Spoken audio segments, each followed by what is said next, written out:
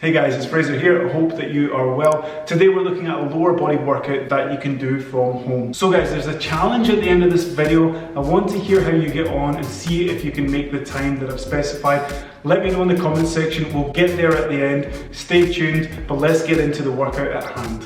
So we're going to get started with a superset of deficit reverse lunges going into single leg RDL aeroplanes.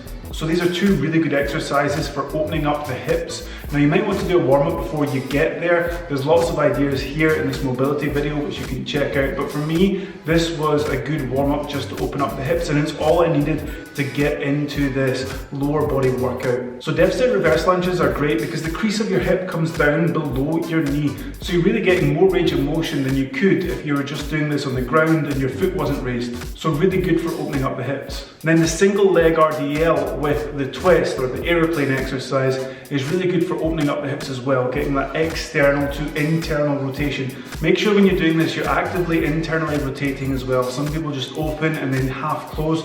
Try to open as much as you can and then close as much as you can. And of course everyone's flexibility is a little bit different there, but as long as you feel like you're going through the range of motion that you have, that's going to be great.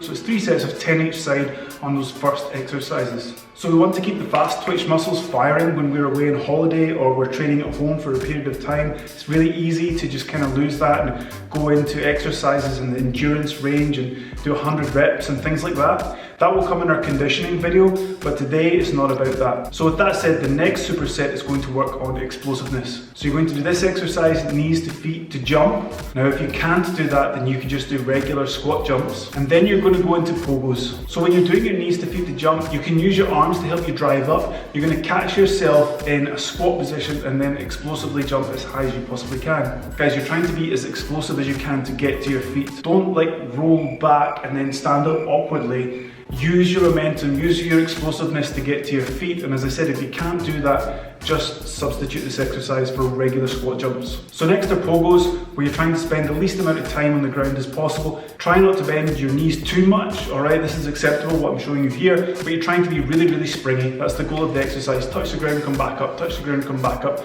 Use that elastic energy. So next up, we're doing single leg squats, but we're just gonna sit down and stand back up. Okay, it's super easy to do. When you're going down, be as controlled as possible. Make sure you're not just falling down, especially that last inch. Okay, you want to make sure that you're controlling your descent and then coming up as fast as you like.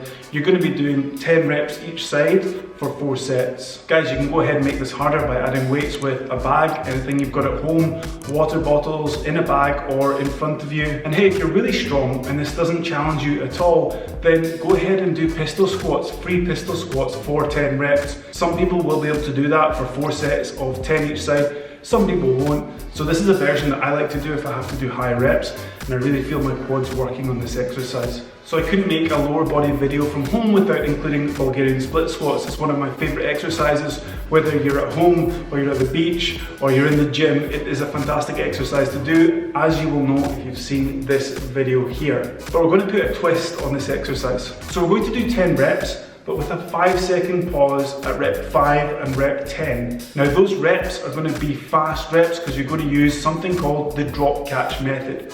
So you're almost going to feel like you're switching your muscles off, catching yourself at the bottom and then springing back up. So unlike the single leg squat to box where we were controlling the eccentric, on Bulgarians we're going to use this drop catch method, drop, catch yourself and spring ourselves back up. And again on that 5th rep you're going to pause for 5-second hold, and then you're going to go again into those dynamic reps, and then on the 10th rep again you're going to hold that 5-second pause and then spring back up. Now of course you can add again a bag or water bottles or whatever you have at home. If you have dumbbells then fantastic, but if you use this style of reps you might find that it's just enough to challenge you. Guys, it goes without saying that you have to have the skill before you add the speed. So if you're new to Bulgarian split squats, then just do normal reps and slow it down. You don't have to do the drop catch method. But if you're watching this video and you're very familiar, you go to the gym, you're very familiar with Bulgarian split squats, then try this drop catch method and it'll challenge your muscles in a new way. Anytime you play with tempo or anytime you do something that your body isn't used to, it gives it a new stress and it signals it to change. So go ahead and give this method a try if you're not a complete beginner and you've never done Bulgarian split squats before. Just do the regular rep. So next up, we're doing single leg hip thrusts, and just make sure you're fully extending your hip when you do this. This is a really great exercise for the glutes. If you don't have a place where you can do this, like a couch or a seat that's comfortable, then just do it from the ground, all right? I prefer using the hip thrust. I feel that more in the glutes, in the area that I'm trying to target in this exercise. However, you can do this from the ground. Hip bridges from the ground, single leg, are still very effective for challenging the posterior chain. So for the next exercise, you're going to need a mini band. I'm using this one here. You can pick them up really easily on Amazon. I would tell you that there's a link in the description, but there isn't. Just go onto Amazon and type in workout, gym bands, etc. and you'll be able to get a band really quickly and easily. So this is band pull throughs, really great for challenging the posterior chain, the hamstrings and the glutes.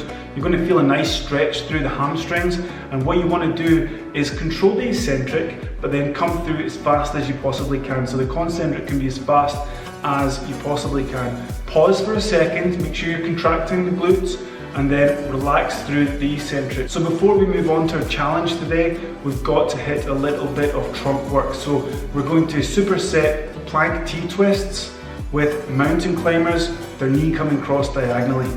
Now you can slide along in the mountain climbers as I'm showing you here, or you can just step it if you're in a carpet like I'm showing you here. It's important that in the plank T-twist you get as much range of motion as you possibly can, and then actively tense your abs to de-accelerate and come back through to the plank position, and then rotate again. So rotation is good in this exercise. For the mountain climbers, going diagonally, so get your knee to your elbow and go as fast as you can, but don't just fire up your legs, actively tense your anterior core so that you can feel that your abs are working on this exercise. So on to today's challenge, which is a classic wall sit.